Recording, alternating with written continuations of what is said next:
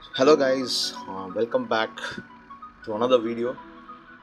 This is basically a vlog about our recent trip to Gandikota, which is basically a fort in Andhra Pradesh. So, by the name, it actually signifies Gandhi, which actually means a gorge, and Kota, which is actually a Telugu word for fort. So, Gandikota, get it? Gorge fort. So, that's what it means. We decided to actually go to Gandikota because we usually get bored of our routine lives. Not just that, we had actually heard plenty of awesome stories regarding Gandikota, so we decided to actually start off from Chennai, and we planned to actually meet up. Two of us were from Chennai, so the other person, the other friend of ours, he was basically meeting us from Bangalore, so we had to meet in a mutually agreed location. And that was before. I think I'm not really good with the city names because I just happened to forget the name. So we actually we started off from Chennai. The roads are pretty good, and you can actually enjoy yourself quite a bit if you are in the mood to actually enjoy yourself. That said, I think mm, riding safe would definitely be of paramount importance because for some odd reason, this is just my observation and I'm not generalizing. Um, I had encountered a lot of rowdy drivers so far in this trip. It was pretty crazy and it gets on your nerves after a while because even buses, even trucks, they really don't give a damn. They'll overtake on two-lane roads like this, and you can actually think how much of road will be left for you to ride on. So it is pretty crazy, and I think it's like an advisory. And finally, we did reach Kadari, which we'd actually planned to halt for the night and have dinner and sleep, get a good night's sleep, so that we can start up to Gandikota the next day. And we did start at around let's say 3:34 a.m. to actually get to Gandikota, and it was pretty tiring. And we did have to halt at a few places. The route that we took basically was unexpectedly awesome. That's how I'd call it because it was a detour. We had actually seen that the main road or the actual road which was to get to Gandikota was actually in pretty bad shape, and it was under construction at a few stretches. Hence, we'd actually decided to take an off-road track that we had actually encountered the previous time. So that said, I wasn't really too keen on getting the motorcycle off road because this thing isn't built for that. But we did go, and it turned out to be super awesome because the route actually snakes through a wind turbine farm. How awesome is that? You could, if you're really excited at small things like that, I think you'll have a great time. And we did spend quite a while there, and we just took photos, and it was pretty scenic. And I think if required, I'd even post photos if you would like to see the same. So I think I'll do that. I'll basically upload the photos to a shared location or a file sharing site, or let's say Instagram, after making an account probably, because I haven't made one since ages. So here you go. This route is basically a downhill approach from where we started, and my god, it basically blew my mind. It has a lot of happens. I think biking enthusiasts, this is the route for you. Plenty of curves. I think that is something that people would definitely like. That aside, the place in itself, above the fort, the construction, and let's be pretty generic here. It was built by an emperor for his people, and it's basically a fort. So what must I say? So it had military muster kind of a scenario. You had an armory, you had a granary. It had a basic population. It could be called as an equivalent to a castle of that particular time frame. So you can actually see it's pretty vast. It's pretty big as far as the area is concerned. But it wasn't really the fort that we were interested in.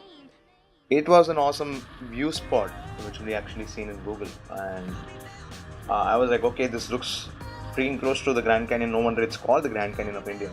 So that was where we were headed from the beginning. So the fort, we were like, okay, the fort in itself, we'd probably give it a skip. Maybe look at the places inside the fort maybe some other time, because I think a granary and a temple, I wasn't really too keen on going inside and taking plenty of snaps. And if people do correct me if I'm wrong, I wasn't really sure that I'll be able to see anything noteworthy over there. While I might be wrong, then again. So that's how it all started. So the cliff was not the cliff, but the gorge. That was the main thing that we had in mind to actually go and see. And it took us a while from Kadiri to Gandikota. The distance might seem small on paper, but believe me, when you actually begin riding to the place, you need to factor in a lot of things. Especially since we started early in the morning, the visibility wasn't really all that good. We had plenty of hazards along the way.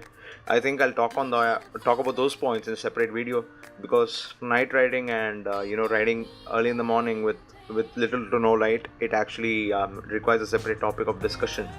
Maybe you could give me a few pointers as well, because I'm pretty sure that there might be veterans of touring who might be watching this. So I thought that I'd share a few tips along those lines as well. Not that I'm an expert, but I think I could touch a few points that I'm aware of so far, and we could foster a good discussion in the comment section if you deem it worthy, and that would give me a good insight as well. So and then again, Google Maps as usual won't be reliable 100% of the time. You really need to have you need to catch someone who actually talks the language, and someone who can give you a good idea. They do understand Tamil to an extent, because both the languages are very similar, I think. So even if you talk in Tamil, they're able to guide you, and you just need to have a bit of common sense to actually decipher what they're actually telling you. So that's about it. It's pretty easy. So if I might say so myself. So here we were actually asking kids on how to actually go inside the fort, and we were actually told that you could take motorcycles inside the fort itself. So how awesome is that? And we weren't actually expecting that we could actually take the motorcycles inside the fort, and that came as a blessing, because we didn't plan on walking. We were tired as it is, so I wasn't too keen on walking. I'll be pretty straight in that regard. After that, we basically have to trek, I think around a kilometer's worth of walk, and it did get tiring. I think people who are older, they'll have to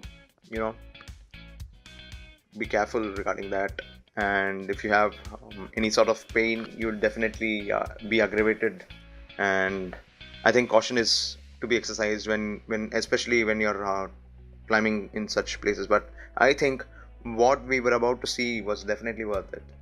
And isn't this view worth it? That's the question that you need to ask yourself.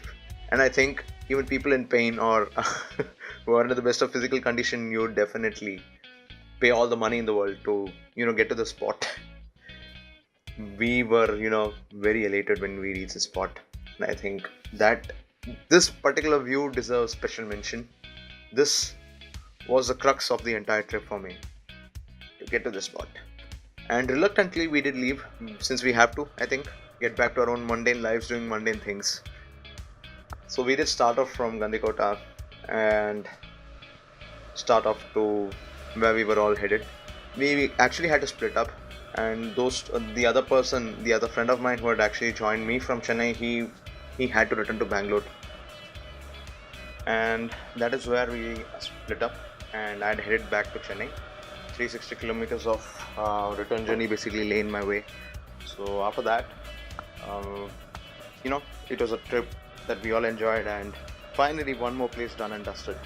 And it is a must visit for traveling enthusiasts, and especially if you like touring, definitely head out and see this place for yourselves, because I think you'll be really surprised and maybe have a good memory of the place. So take care guys, see you, and bye bye.